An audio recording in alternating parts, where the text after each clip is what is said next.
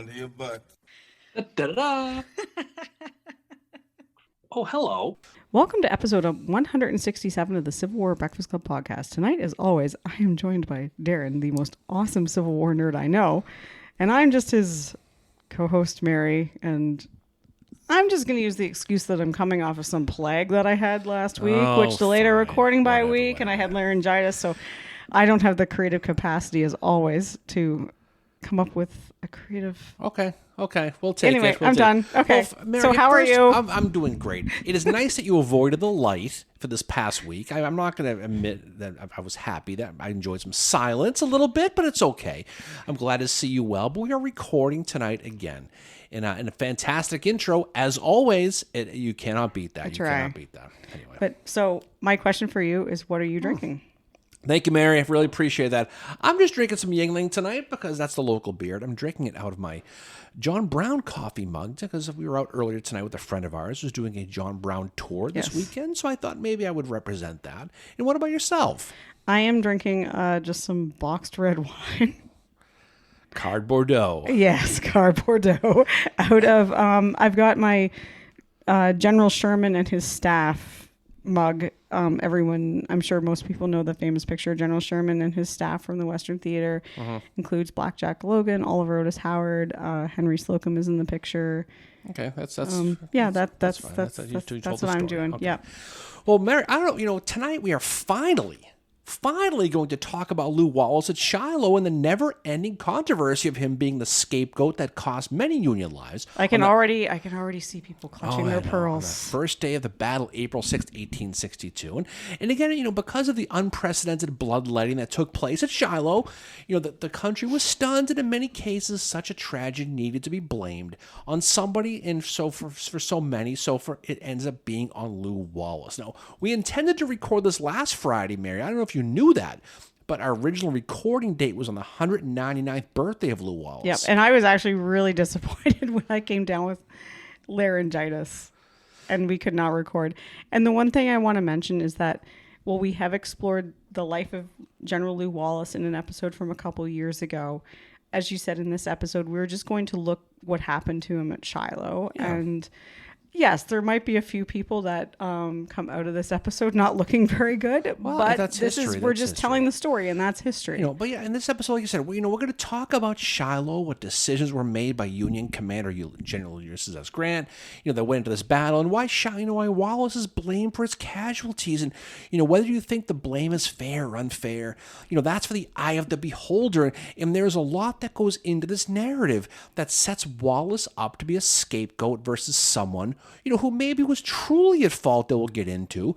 But before we get into it, it's important, Mary, that we turn back time. If I could turn back time. But talk about this battle and how they ended up fighting a battle which would see more American casualties than all previous wars combined. And we're not going to get to the details of the Battle of Shiloh. We've already done that a million years ago. Nor are we going to talk about the details of the breakdown of Lew Wallace himself, because we did that one too, Mary, in case you don't remember. Yep. But nonetheless, it is important to set it up and explain how they got to Pittsburgh Landing, Tennessee, in early April of 1862, rather. Tough talking away. But in the Western Theater of the spring of 1862, things were not going well for the Confederacy. No, they weren't. Albert Sidney Johnson's Western Division was spread thin from the Appalachians all the way to the Ozarks. And when they got the news that Fort Donelson had fallen on February 16th of 1862, and again, this came on the heels of General George Crittenden's Department of East Tennessee's getting slapped around at the Battle of Mill Springs in Kentucky on January 19, basically opening up Johnson's right flank.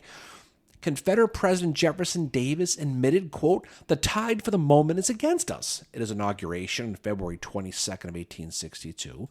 Southeast Missouri was still a rebel stronghold, but after John Pope's defeat of Island Number 10, Mary, perhaps you remember Island Number 10? Yep. We did an episode on that. We did. The Union had a foothold on the Mississippi River. Now, Johnson's reinforcements from Earl Van Dorn's army of the West West were beaten at Arkansas's Battle of Pea Ridge in March of 1862 by Samuel R. Curtis, and Albert Sidney Johnson's army was, in disarray. Yep. At that point, Johnson was a Confederate rock star. And a close friend of Davis, it was probably his best overall general in the war at this early stage.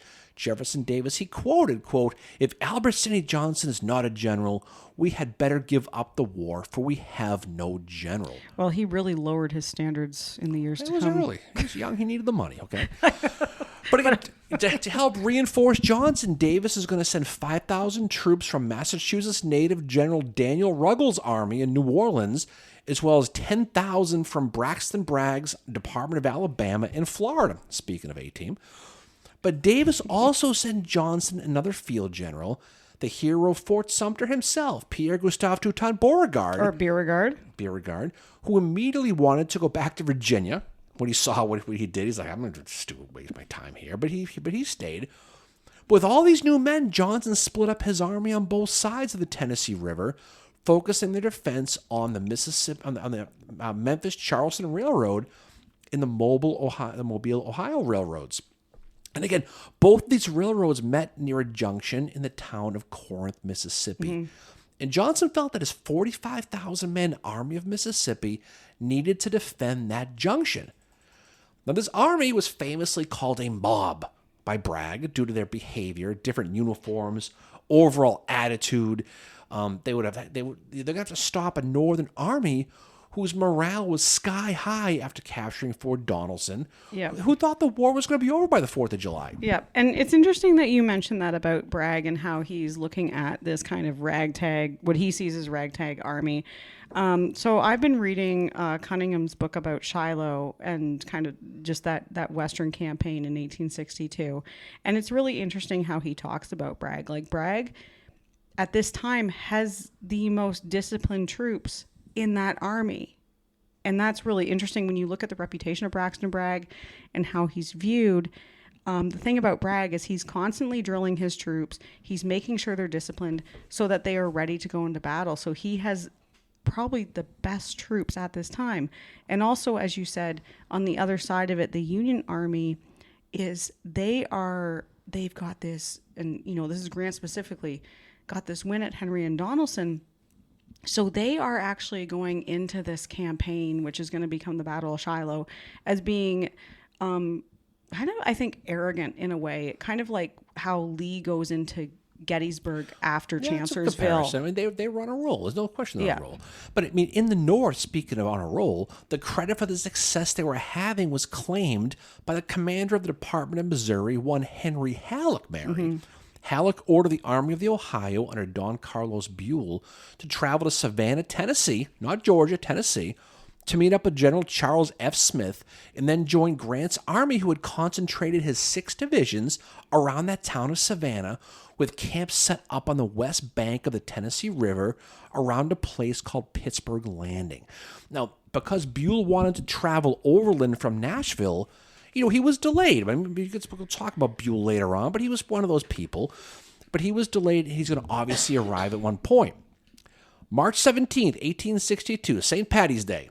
Grant's going to set up his headquarters at a large brick mansion owned by William H. Cherry on a bluff overlooking the Tennessee River. 10 miles downriver was Pittsburgh Landing, which had 3 creeks, Snake Creek to the north, Owl Creek to the west, and Lick Creek to the south, and it gave his troops plenty of room to spread out.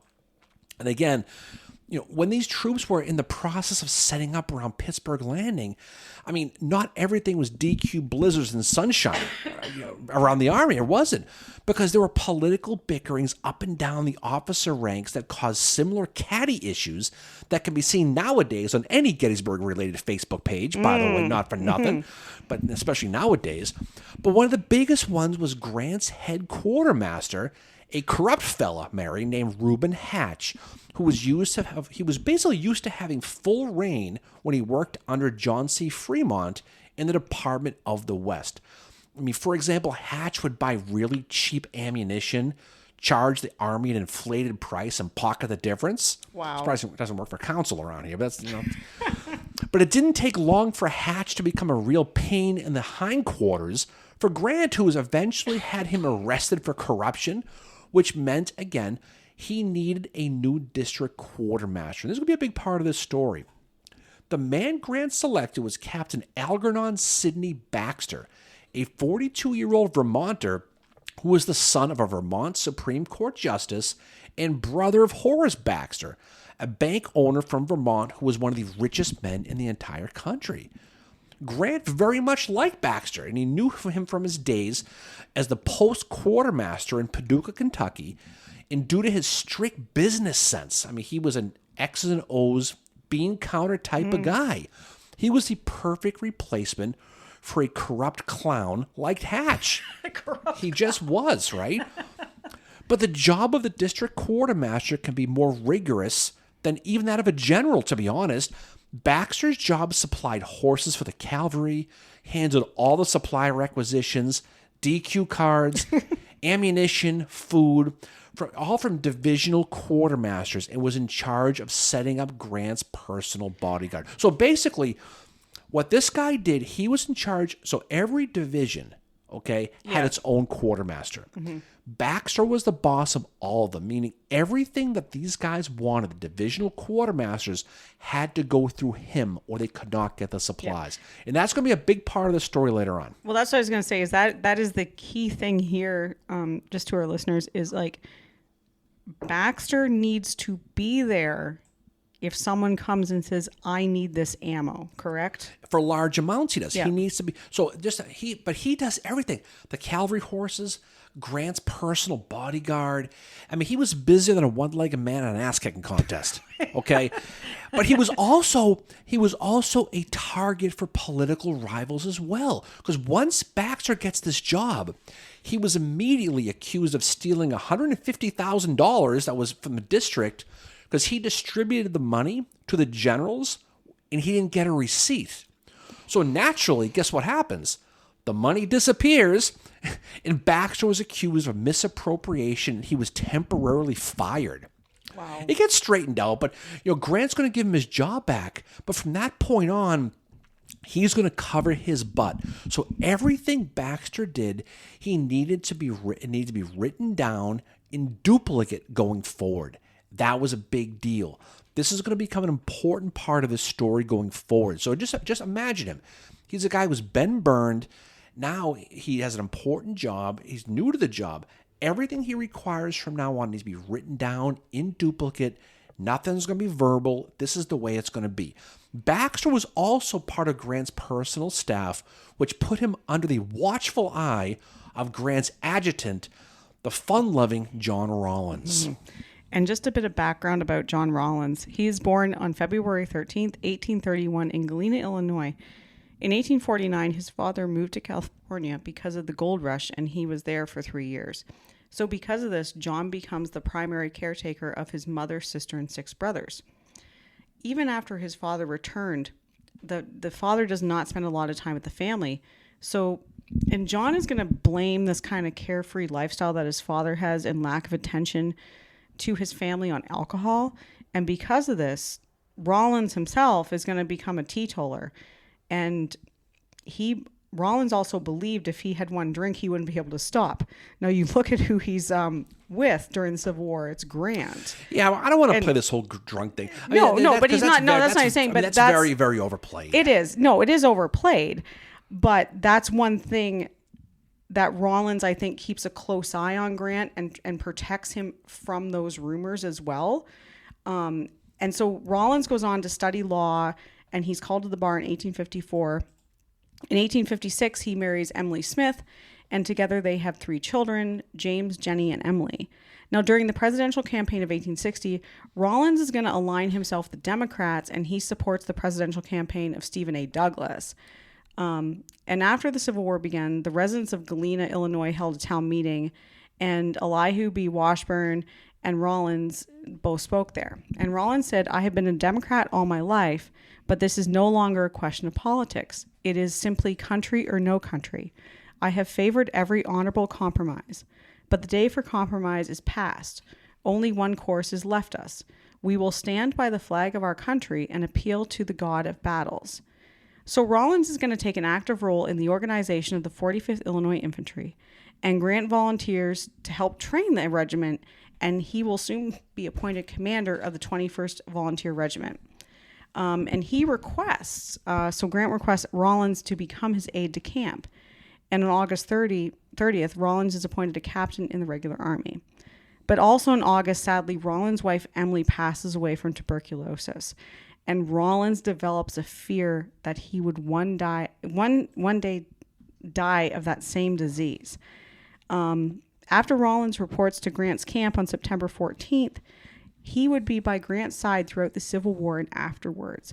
He would become his most influential staff officer, advisor, and closest friend. And he does protect Grant. And as Grant rises in the ranks, and so did Rawlins. Rawlins, one thing about him is he has no formal military training.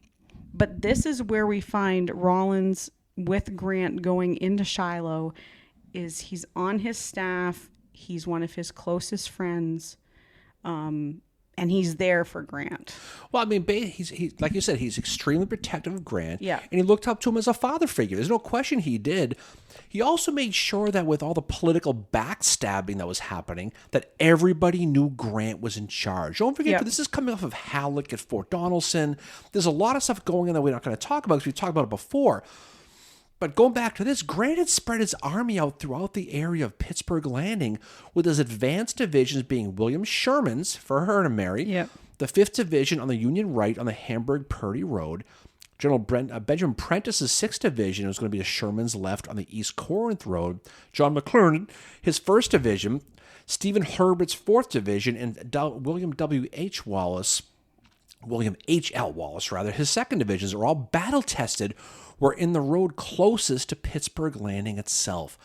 The final division, the 7,500-man 3rd Division, was encamped inland from another landing called Crump's Landing along the Purdy Road and was commanded by Lew Wallace, right? Mm-hmm. Now, Wallace was a rising star in the Union Army and coming off the Battle of Fort Donelson, which likely caused jealousy among some within the Union Army, especially and including John Rawlins. Mm-hmm. On March 31st, 1862, Rawlins wrote a letter to Wallace, and it said, quote, "I am directed by Major General Grant, commanding to say that he is in command of the district and army of the field." Basically saying, he's the man. Don't even think about it. You're coming off some good press with Donelson. Grant's the big man. I mean, I will say this about Wallace is, and we talked about this in our episode about Lew Wallace, he loves himself some Lew Wallace. Well, of course he does. Yeah, he is kind of arrogant. And I mean, he's got every right to be, look what I did, because he does great at Donelson. Well, you're looking at alpha dog type people. Yeah. But I mean, there was an issue between Wallace and Rawlins that dealt with his protection of Grant. There's no question it was. When the Army reached Savannah, Tennessee, there was a rumor that Grant and his officers were involved in, quote, an orgy of drinking that got leaked to the press. Now, Rawlins blamed Wallace for spreading the story, which may or may not have been true. It probably was, who knows? But it added to the growing distrust between Wallace and Rawlins. Back at Crump's Landing, Wallace's division was separated and by themselves spread over a 4-mile wide radius south of Savannah, and both he and Grant feared that they were vulnerable to attack, either by Rebs or Woods clowns, either one. But especially when his men started to get sick. And this is one thing you don't hear a lot about this. Like many in Grant's army, Wallace's men began to get sick, living in that swampy area in the wet spring of Tennessee. But because the hospitals in Savannah were filled by other divisions, because they were getting sick too, Wallace's men were turned away. So he had no choice but to send them further north to places like Cairo, Illinois, St. Louis, even Cincinnati of all places.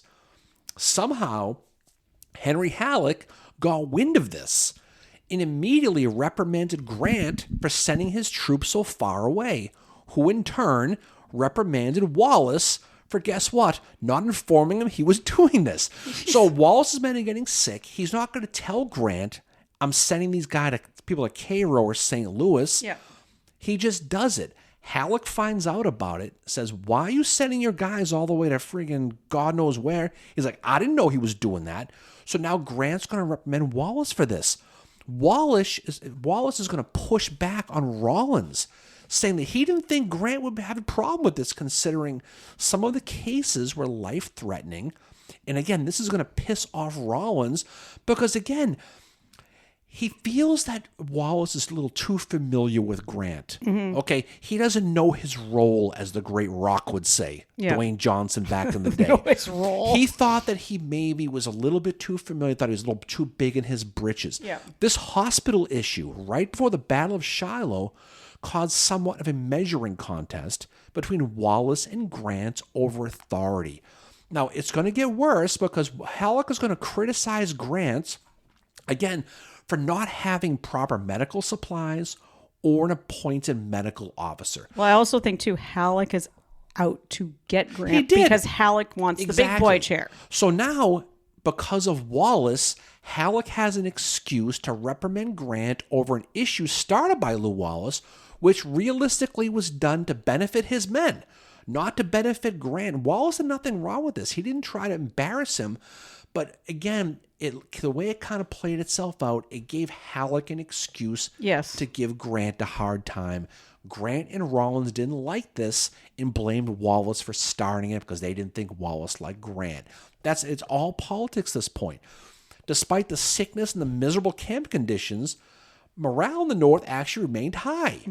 A Union officer said, quote, "I think the rebellion is getting played out, and expect we will be done in Holmes soon."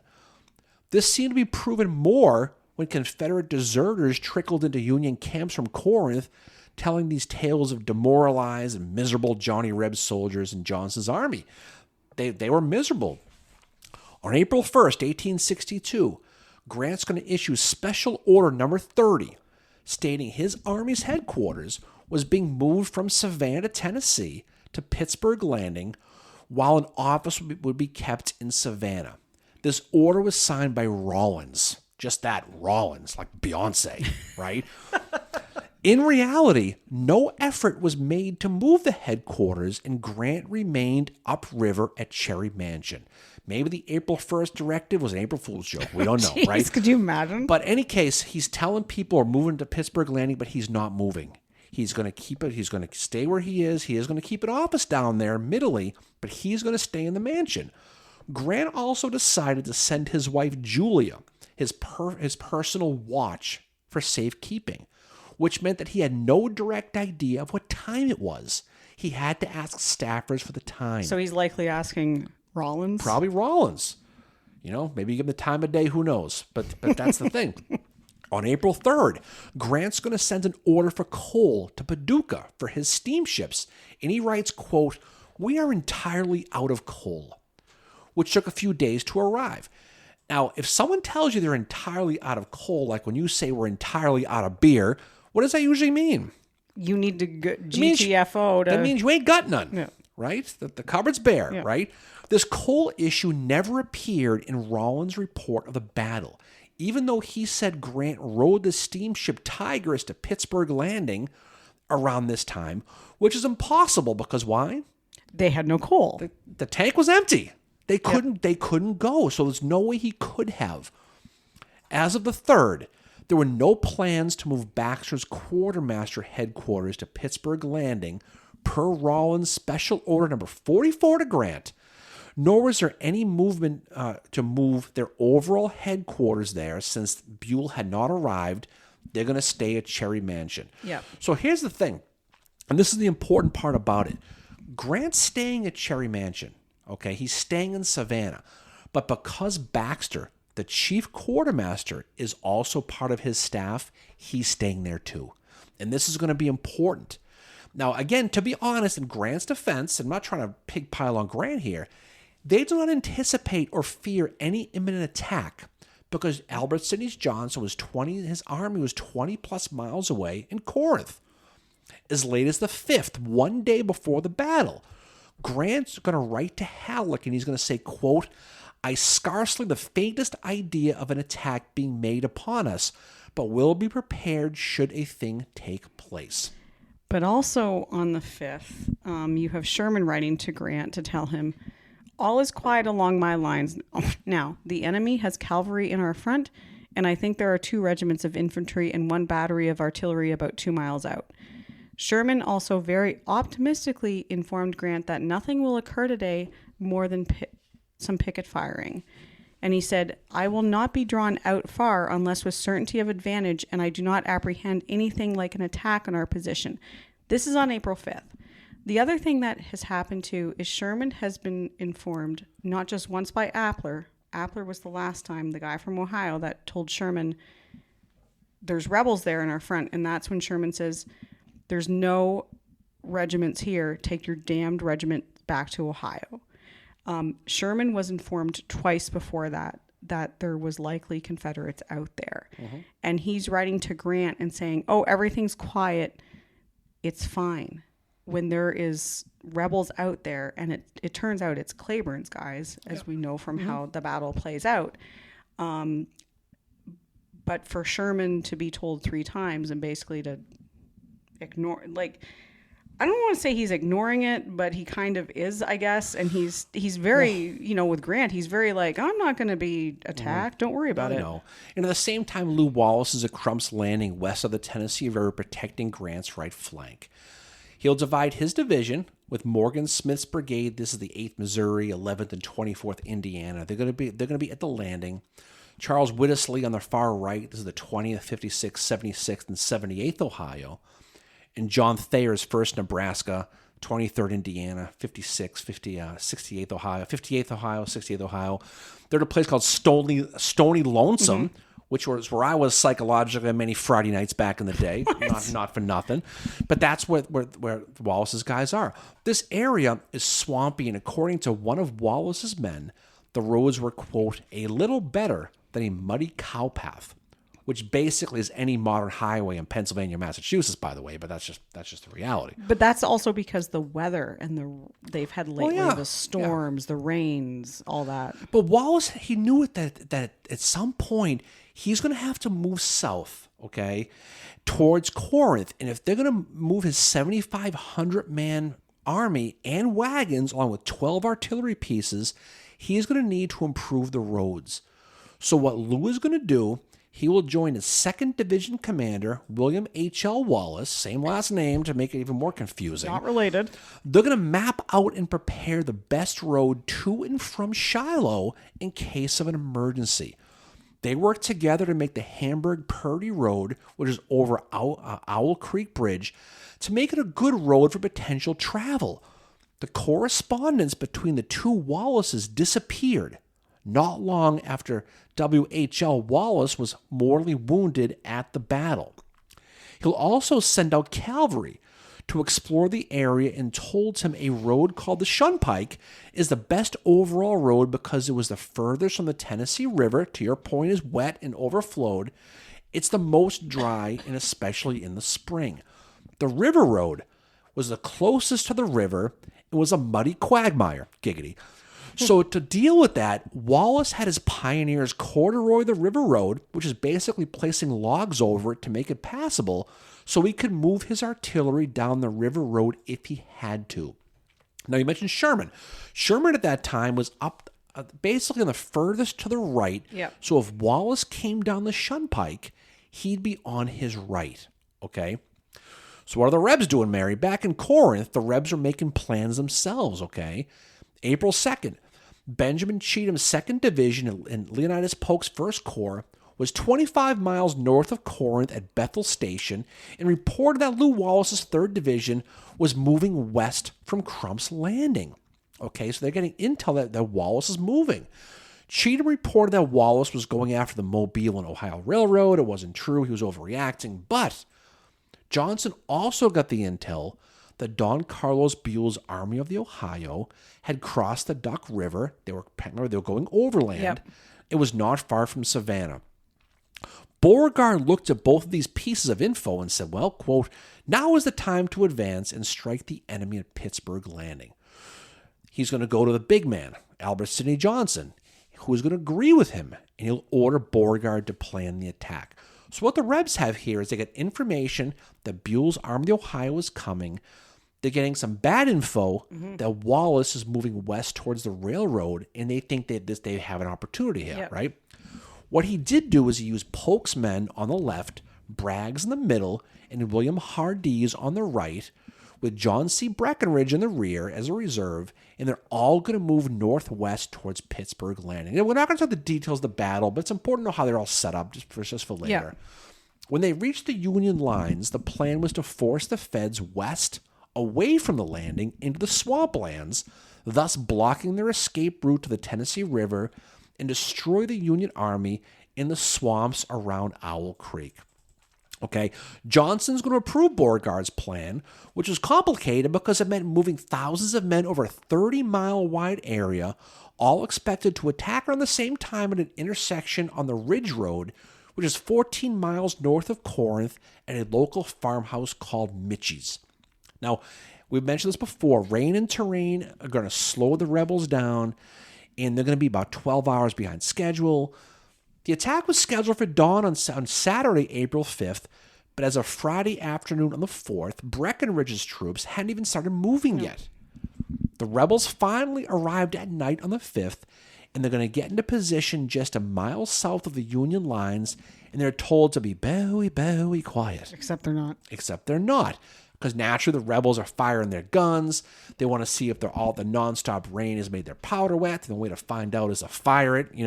They cheered Generals Bragg and Johnson as they rode by, which I can only imagine. They must have just loved that, probably considering the order to be quiet. Hey, boys, we boys, right? But Sherman ignored it all. Oh yeah. People cheer. No, there's no rebels here. There's no people cheering and firing and guns. No, there's not here. But the Battle of Shiloh is going to begin at dawn on Sunday, April 6th, when Colonel Everett Peabody's 1st Brigade and Prentice's 6th Division, they organized a patrol of 3 companies, one from the 21st Missouri and 2 from the 12th Michigan, to reconnoiter the order under the command of Major James Powell. Now, Peabody has an intuition. He thinks that the Rebs are near, despite the fact that his boss, Prentice, is like doing the Sherman thing. No, they're not. He laughs at him, right? I will say this about Peabody, and Cunningham talks about this a lot in his book too. Peabody is like this unsung hero of Shiloh, that had he not kind of listened to, I guess, his intuition, done what he did, things could have been, I think, a lot worse. That's kind of a side note to this episode is Colonel Peabody. Well, yeah, I mean, there's no question. Everett Peabody is a hero. He doesn't survive this battle, so we can't tell the story. But I mean, he was the boy who comes crying wolf. But in real, he kept saying he's like Paul Revere, the regulars are coming, the regulars are coming. Yeah. No, Davey, go back to sleep. That's just kind of how it was. But Powell's 250 men are going to ride off into the dark, and when they approach the Corinth and Pittsburgh Road, they'll be fired upon by rebel vedettes as they approach Fraley's Field. Powell's going to find the Rebs in the tree line, commanded by Hardcastle's Mississippians, what they're going to run into.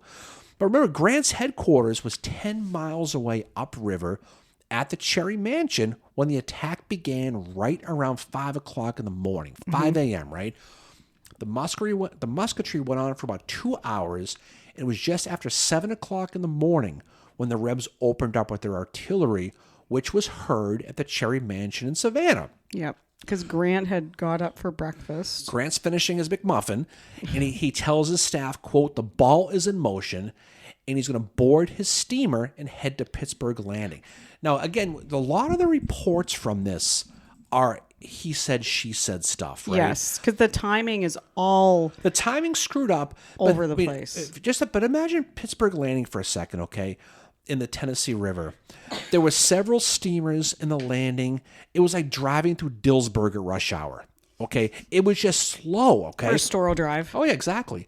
While Grant and his staff were en route to the landing, the battle raged on, and by 8 o'clock in the morning, Peabody's line had gotten overlapped by the Confederates. Colonel Madison Miller, commander of Prentice's 2nd Brigade, who rushed up to support Peabody, he was attacked by Adlai Gladden's 1st Brigade of Bragg's 2nd Corps. By 8:30, 59 of Prentice's artillery horses were shot. Union artillery captain Andre Hickenlooper had lost 2 of his guns, and Peabody's brigade was rolled up. And this is right around now where Peabody himself was going to get killed. Yep. About an hour later, Sherman, his division was attacked, and he yelled, "My God, we are attacked!" Yep. Right? And he's hit in the hand while it's in the air, probably giving some on the finger. And one of his staff members gets his head blown off by like a cannon or something like that. Like, and everything's falling apart. Dogs and cats living together. Mass hysteria at this point, Rosewood's right? clown is running around everywhere. All kinds of stuff, It was probably around 9 o'clock in the morning now when Prentice's 2nd Brigade, they were gone. And it was reportedly around this time when Ulysses S. Grant arrived at Pittsburgh Landing. Now, the fact that Grant wasn't there isn't that big of an issue as some make it out to be. It's just not.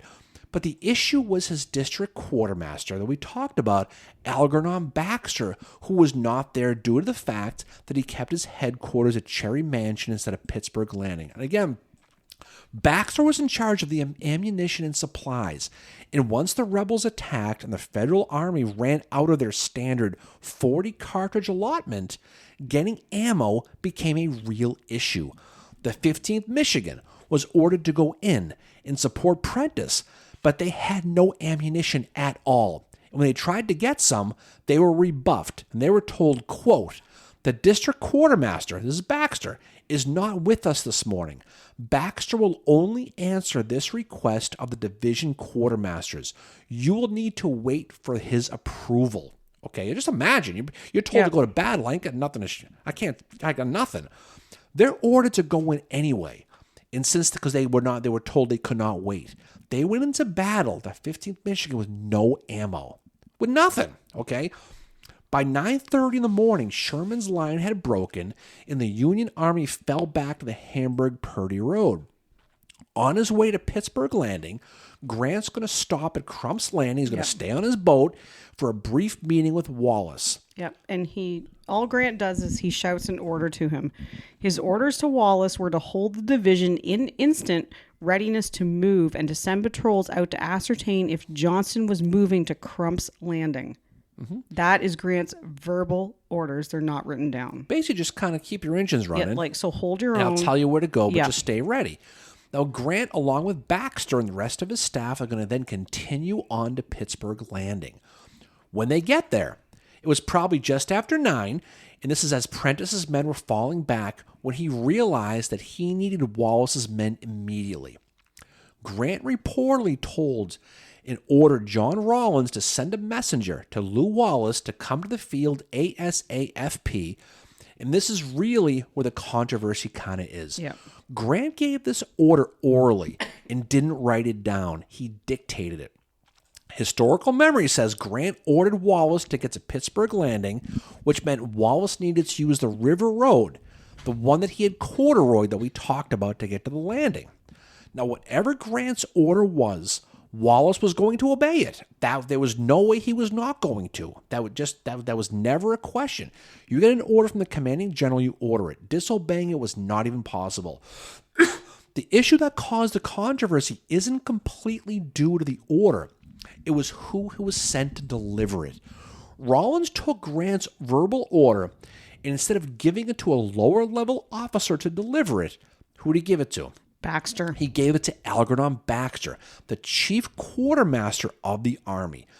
Baxter, this is the man who was in charge of moving ammo, food, and supplies that were to be distributed to the divisions, and only Baxter could authorize them. This meant that as the battle was happening, the person in charge of issuing ammunition and food for the men and the horses was off the dance floor for 3+ hours. Yep. Go And Baxter asks Rawlins to write the message down, and Baxter later claimed he wrote out the order as Rawlins dictated it.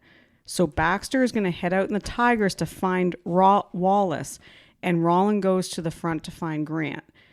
Wallace is going to claim it was around 11:30 when the Tigris arrived at Crump's Landing with Baxter, and the message he got from Grant was not signed. And Wallace's adjutant, Frederick Neffler, placed the order in his sword belt and later lost it. And this is another piece of this puzzle to this controversy that happens with Wallace at Shiloh. I mean, a lot of it goes on, but the big part is divisional quartermasters needed Baxter's okay, and without it, they could not get anything. Yeah. I mean, nothing big anyway. With the battle underway, Grant must have learned that Baxter was off finding Wallace and ordered Captain J.P. Hawkins, this is Halleck's former district commissary officer, who was in St. Louis from back in the day, to step in. But Hawkins, who had just arrived on the field, had no idea where the divisions even were. He was assisted by Colonel G.G. Pride. Pride, who accompanied Grant to the battlefield, was resigned from who quit the army later, got this letter from Grant. This is the letter to G.G. Pride. Quote, "At Pittsburgh Landing, when our men were being forced back from their first line, were left without ammunition except in the supply of their cartridge boxes. By your foresight and energy in supervising the person, you kept the supply from a single ordnance boat and our roads passable." So ammunition issues caused by Baxter's disappearance were felt along the Union center as well. It left regimental and brigadier commanders confused about where to get their requisitions for new cartridges filled. This is during the battle. Ammo could only be filled in large amounts by order of Baxter, and without him, they were left scrambling, leaving hundreds of supplies and transportation corpsmen without leadership and literally no plan to resupply the army in real time. Colonel Hugh Reed of the 44th Indiana told a story where he ran into the Army of the Ohio commander Don Carlos Buell near the famous Hornet's Nest area of the battlefield. Buell was on the field prior to his army's arrival, and Reed bumped into him while he was doing what? Looking for ammo for his regiment. He saw Buell directing a wagon train, and according to Reed, quote, "I asked him if he was able to direct me to where I could find ammunition." Buell said, quote, "Do you know who I am thing?" You know, he does that whole thing, right? He says this to Reed, and he answers, quote, "No, sir, nor do I believe you even want ammunition." Buell was accusing Reed of being a straggler and demanded his name. Reed told him off, and Buell was screaming, demanding his name. I can only imagine how that went. Buell then ran into Colonel James Tuttle, who would later replace the mortally wounded W.H.L. Wallace, and asked him what the plan was to deal with this ammunition issue. Buell told him, quote, "By God, sir, I do not know." This would have been somewhere around 2 p.m. in the afternoon. Yep. Baxter returns. We'll go back in time here, but Baxter returns around 1 p.m., right around there, and tried to regain control of the supply chaos and ordered the quartermaster of the 6th Division, Lieutenant Richard Derrickson, to send all quartermasters to the steamer Rocket and get ammo to deliver to the field ASAP. The supply fiasco wasn't even made public until later, when Derrickson, his letters were published as part of Rawlins' inquiry into Wallace's behavior at Shiloh. Okay, many of them were letters sent to him in Baxter's absence from lower-level quartermaster staff in a panic over regimental and brigade commanders trying to raid the supply wagons. They're running to wagons, trying to steal the wagons for supplies. Wow. One was from a staffer named John Ryan, who wrote to Derrickson at right around noon on April 6th, and he said, quote, "Sir, your presence is required here immediately. Many requisitions are made which cannot be filled, and corn is being taken, and no one will give vouchers." Okay, so they're stealing from the supplies because there's no one, because there was a standstill. Well, what are they supposed to do? They're in the middle of freaking battle. And few people who study history have ever heard of Lieutenant Richard Derrickson, but as the 6th Division quartermaster working on behalf of the missing Baxter, his effort in using supply wagons to bring arms to the Hornet's Nest area probably saved countless lives. Yes. He did ultimately have to sacrifice many of the wagons to aid Sherman and McClernand's divisions, which again is backed up by the 44th Indiana Colonel Hugh Reed, that Don Carlos Buell confrontation. That's where that whole thing took place. For the immediate years after the battle, it was understood that Lew Wallace took the wrong road and got lost, causing thousands of Union casualties and becoming the scapegoat for the first day's battle. Yep. Okay. Wallace in his autobiography is going to claim that Grant ordered him to link up with the right of the army to form a line of battle and to be governed by circumstances. So basically whatever's happening. Meanwhile, Rawlins is going to claim that the order directed Lew Wallace to move to Pittsburgh Landing by the River Road to form his division in the rear of the camp of W.H.L. Wallace and wait for instructions from Grant. And then, according to Wallace, he said that when Baxter did arrive at Crump's Landing, he gave him the order, but only stayed a couple of minutes. He said 3 to 5 minutes is what he's going to stay. But he did say the order that told him to move to the right of the Union Army and not Pittsburgh Landing. Specifically, that's what he said. Having reconnoitered the ground with W.H.L. Wallace that those previous days, he learned the fastest way to the right of the Union Army, which he thought he was supposed to go to, was to take the drier and less muddy Shunpike. Yep. Now, once he gets these orders, Wallace quickly began to move his men, and before long, they were on their way to where he understood Grant wanted him to go. While on the march, a second messenger arrived with orders to find Wallace and ask him where he was going and what was taking him so long to Pittsburgh Landing. If I was Wallace, I'd be like, dude. Exactly. Stop. But Wallace responded that he was going to the Union right as ordered, at which point the messenger said Grant needs him at Pittsburgh Landing. That's where you need to go. Again, this meant Wallace had to turn the entire division around and find a local guide who told him of a muddy crossroad that would take him to Pittsburgh Landing. So he gets a message saying, no, you're going the wrong way. You need to go back. You need to go to Pittsburgh Landing. The road was so bad, the men had to push the artillery through the mud as the horses were getting stuck in the mud. In the end, it would take Lew Wallace 7 total hours to get to Pittsburgh Landing, again, due to whatever miscommunication occurred, as Grant thought he would simply take that faster river road to the landing that went along the river. Yep. And there was a point that around 2:30, this messenger informs Wallace that Sherman has been forced back from Shiloh Church and was fighting closer to the river. As you said, it was Raleigh.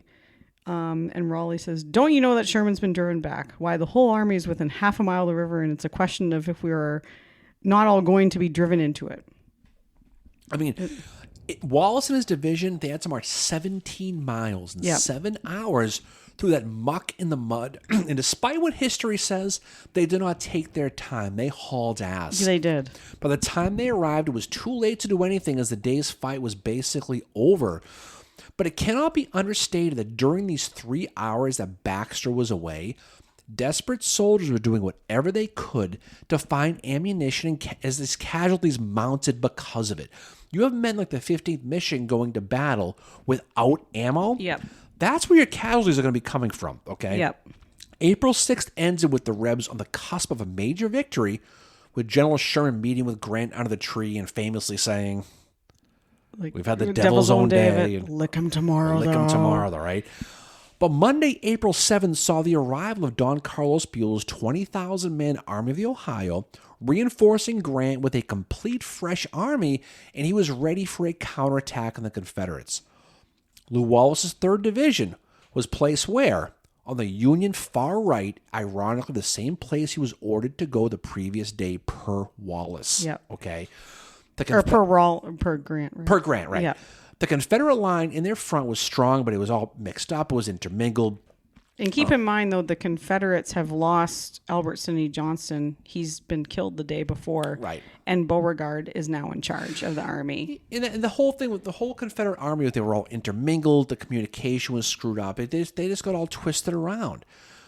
But basically, Wallace, the Confederate brigade closest to Wallace was basically the least secure, since it was in the air where they were. Okay, they weren't attached to anything. Wallace was near Tillman Branch on the Union far right, when artillery opened up to basically start the fight again April 7th with an artillery attack. This is Captain William Ketchum's Alabama Battery from Ruggles' 1st Division in Bragg's 2nd Corps. Next to Wallace were the remnants of Sherman's 5th Division, followed by McClernand's 1st, W.H.L. Wallace's 2nd, now commanded again by James Tuttle, okay, because W.H.L. Wallace he went up the spout, as they say, and Stephen Hurlbut's 4th Division near the landing. Now, when the infantry assault began to start the second day's Battle of Shiloh, Wallace's men saw troops under Bragg and Cheatham aggressively moving forward in response to Wallace's movement, right? This resulted in fighting back and forth. You mentioned Jesse Appler is 53rd Ohio. They're going to fall back. They're going to expose Carroll Marsh's 2nd Brigade under McClernand, and it's going to cause the Union line in this area to collapse again. Again, we're not going to go into too many details of the battle, but these battle lines were like 30 yards away from each other. Bang, bang, bang, right in each other's faces. Yep. While this is happening, Wallace approached the rebel left flank from the north and hit Zach Deis's 1st Brigade and began to roll them up like a blanket, the 22nd Alabama, the 1st Louisiana. Deis refused the line to defend Wallace's 3 brigades of Whittlesey, Thayer, and Smith, but Wallace's flank attack surprised Bragg and caused the Rebs to fall back and set up a second defensive line. While this is all happening, the focus of the battle was on the other end of the Union left, where Hardee and Cheatham were going back and forth with William Bull Nelson and Thomas Crittenden from Buell's Army of the Ohio. So again, more mayhem. Meanwhile, Wallace continued to bang away on the Confederate left flank, causing them to fall back for a second time, while on Wallace's left, Army of the Ohio's Alexander McCook, he's going to attack from the right, and kind of like a pincer, they're going to attack. At this point, Beauregard had no choice but to fall back to Shiloh Church, and soon he realized that with the reinforcements from Buell were too overwhelming and he had to retreat. In the end, the Battle of Shiloh saw more casualties than all previous U.S. wars combined. The Union lost 13,047, Confederates 10,699. But when these casualty numbers were released, it shocked the North and the South. Yep. Okay, this was the biggest deal at the time. Beauregard was blamed for the South and found himself tied to a desk for most of the remainder of the war. Didn't he go to a spa soon after? Yeah, he took a little break. In the North, there was outrage at the bloodshed, and soon fingers started pointing. Yep.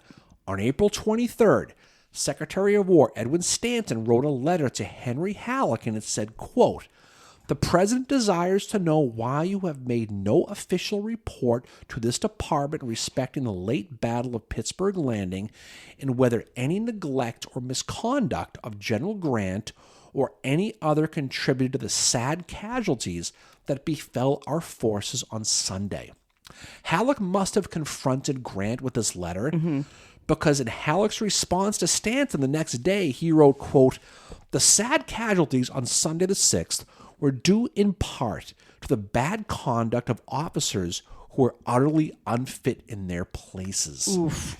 The next day, Grant himself responded and wrote, quote, "I directed Wallace's division at about 8 o'clock to be held in readiness to move at a moment's warning in any direction as it might be ordered." Now, certainly not later than 11 in the morning, the order reached General Wallace to march a flank movement to Pittsburgh Landing until I thought he should be here. I sent one of my staff to hurry him, and afterwards sent Colonel McPherson and my assistant adjutant general. Couple of things of Grant's response here, okay? First, the timing, like this, is way off. There is no way he could have seen Wallace at 8 o'clock in the morning, like he said, as he was likely either preparing to leave Cherry Mansion or en route at this point. He also did not have a watch. Right, he doesn't have a watch. But he hears the artillery about 7 o'clock in the morning, gets everything going, gets on the boat. The water's completely clogged with boats. There's no way he gets there at 8. There's no way he does. Interesting, on April 9th, 2 days after the battle, and before Stanton's letter was written, Grant's tone towards Wallace was completely different. Yes. He wrote, quote, "General Wallace at Crump's Landing, 6 miles below, was ordered in the morning to hold this division in readiness. At about 11 o'clock, the order was delivered to him at the Pittsburgh Landing, but owing to a led by a circuitous route, did not arrive in time to take part of Sunday's action." There's no blame, there's no animosity in this letter. And so basically, he also ignored Wallace's efforts on the 7th, by the way. But once the press got wind of this Wallace issue, they took off with it. And when Harper's Weekly did a photo of the heroes of Shiloh, they included all the Union high command except Wallace. Jeez. At this point, So bad. the pig piling began on Wallace. Yeah. Captain Lucius Crooker of the 55th Illinois in Sherman's 5th Division wrote, quote, "Certainly that it was Wallace who received early notice to be ready and move, and through the day repeated orders to march on the field. As his marches and countermarches did not bring him up on the scene the first day, the bald fact remains that although so ordered, he did not during the day, he did not get into battle, and 6 miles away his men, if left to their own instincts, would have reached the battlefield sooner if they were on their hands and knees." Wow. Wallace maintained that his orders were not to go to Pittsburgh Landing, and he never wavered from it.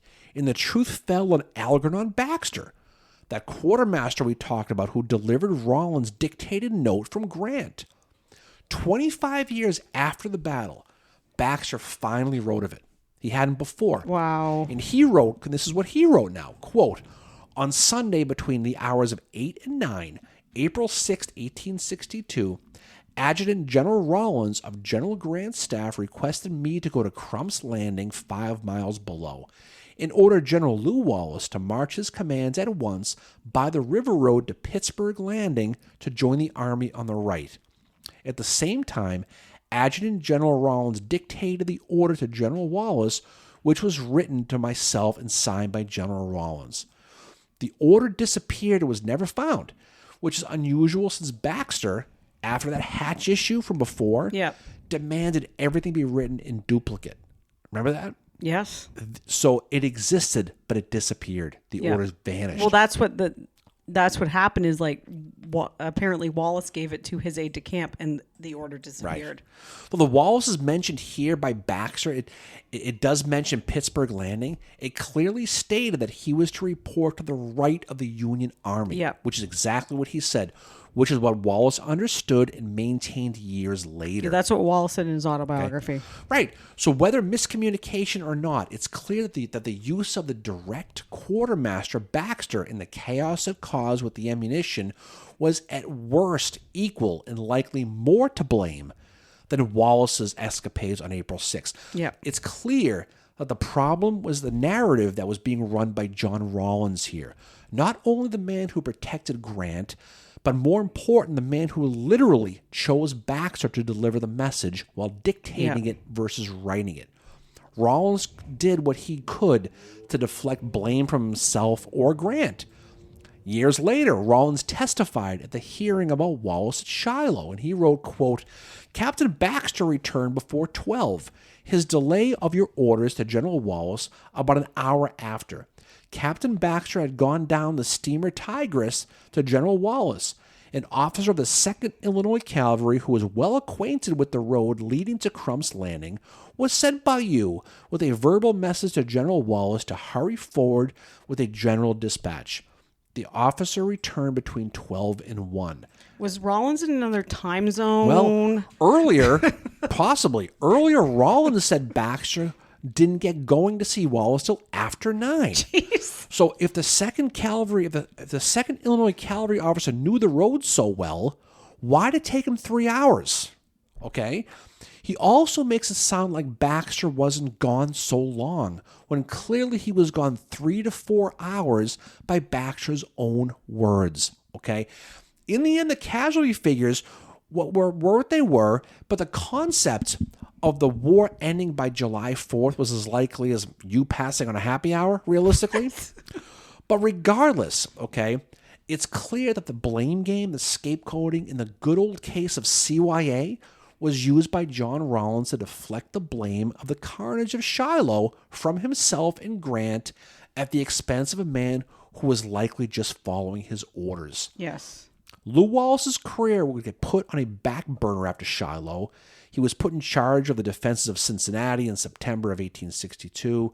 Then in 1864, he would be called upon to slow Jubal Early's attack in Washington on the Battle of Monocacy.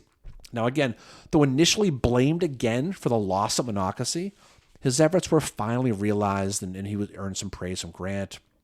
But the trauma of Shiloh haunted Wallace for the rest of his life.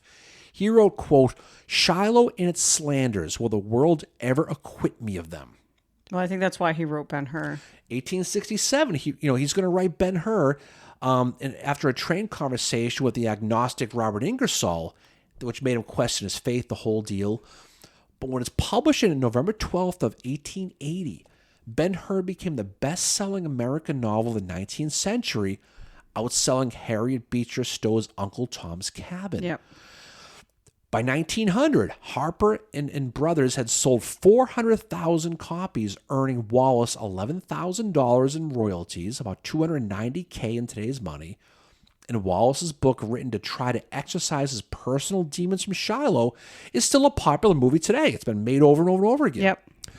But in the end, the facts are that the Battle of Shiloh was truly a bloodbath and never seen before in American history on its soil.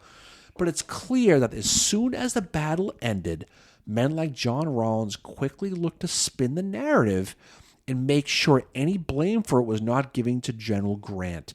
And that, I totally understand that, but you can see how this whole thing went because because the story changes as it goes. Yep, I agree. And my thing that I've always had with Shiloh, and as much as I love General Sherman, he's one of my favorite generals, he is a guy that needs to have some of this blame as well shouldered on him, because it's not just Appler he's ignoring.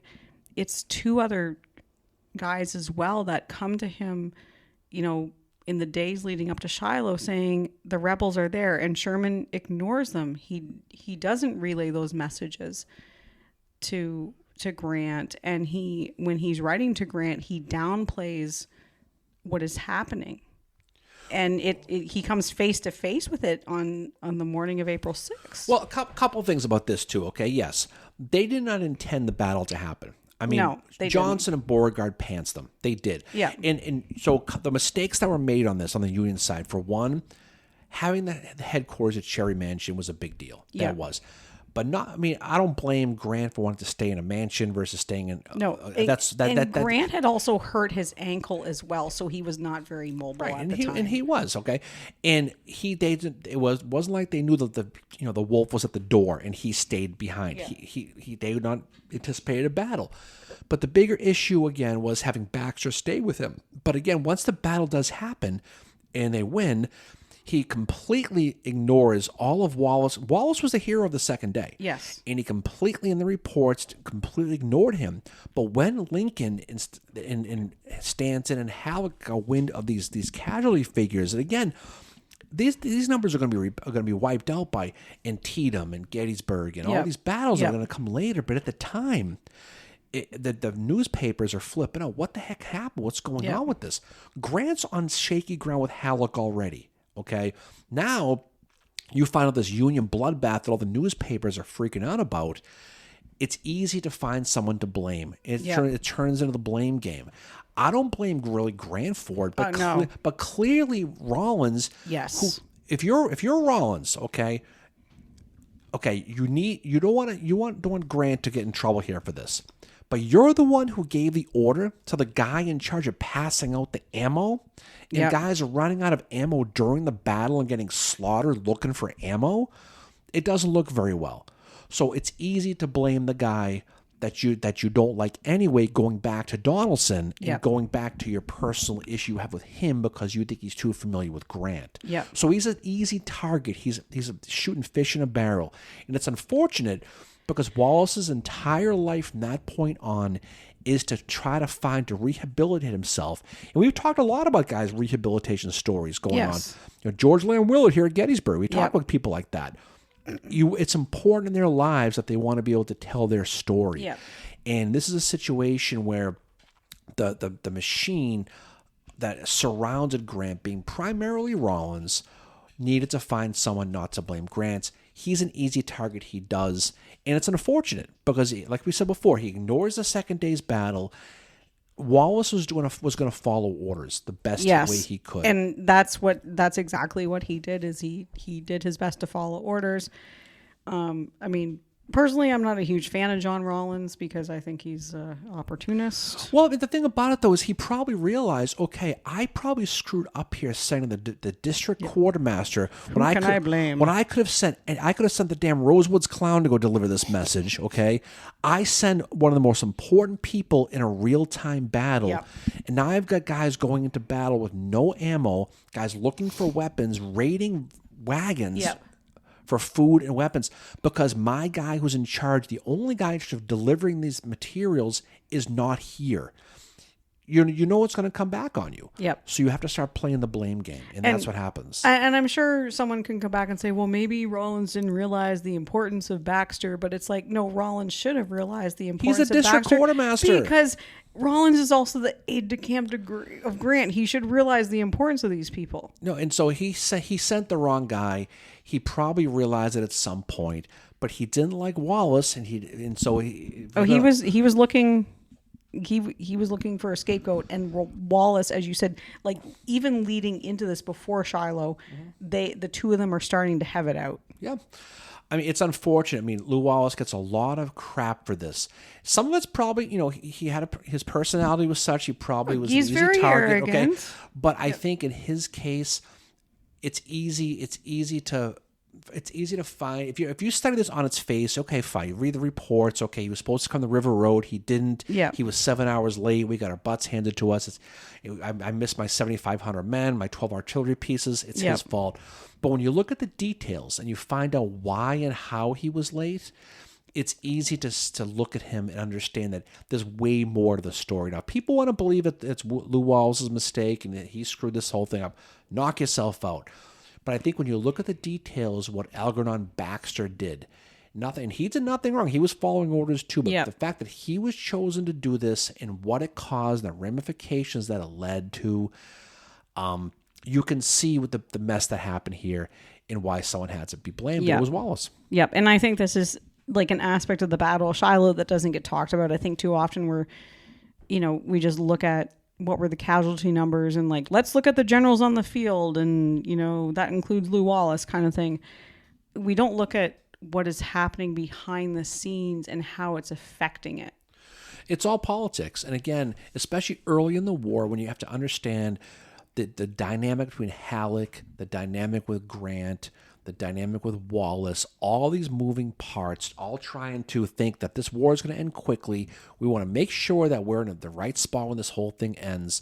And Wallace was clearly protecting Grant. He admitted as much. He said he called him his father figure. So it's not like we're trying to put words in anybody's mouth with this, but he's going to protect him and he's going to find someone to blame. And I think it's unfair because history, to the average person, blames Wallace for the casualties on the 6th of April.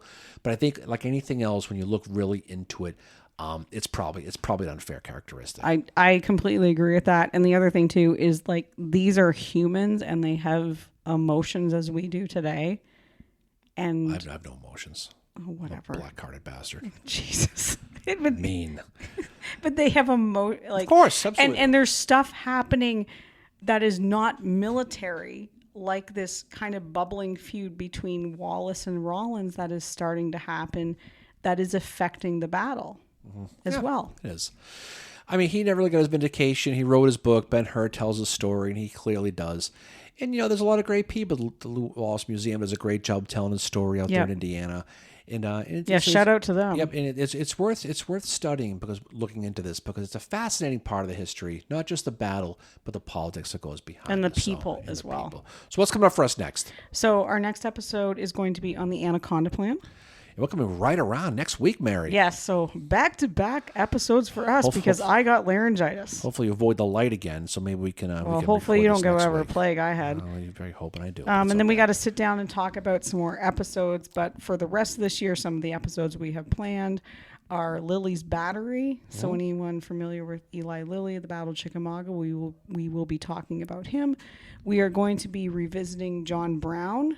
We're going to go and talk about him at Harper's Ferry as well. We're going to talk about the 1880 election. Yes, the 1880 election, which Hancock lost to Garfield. We're going to talk a lot of these things. And don't forget, tomorrow this is going to drop probably tomorrow morning. Yes. But we're going to be doing an all-day tour with the great Dave Taylor, doing the Yes. Lincoln assassination booth tour. We're going to be doing that tomorrow. There's a lot of good stuff going on. There's going to be a John Brown tour going on tomorrow. That's going to be doing that, and there's going to be a lot of good things going on in Pittsburgh this weekend, too. So it's got a lot of good Civil War stuff that's going to be coming to us and everybody around the bend here. So any final words from you, Fincheru? Well, thank you for bringing it like you always do. I'm glad we're finally able to tell this story about Lew Wallace at Shiloh, because I think it's one that doesn't... I mean, the Battle of Shiloh gets talked about a lot, especially around this time of year because it's the anniversary. But I think what doesn't get talked about enough is the behind the scenes, what is happening. And that's, I think needs to be talked about more. Absolutely, absolutely. All right, so off we go. Everyone have a great rest of the weekend. And definitely the weather is dear. The summer is here. It's getting hot and getting sticky, so hopefully it's comfortable where you're at. And off we go. Everybody have a great weekend. We'll talk to you all on the other side. See y'all later. Peace out. Bye.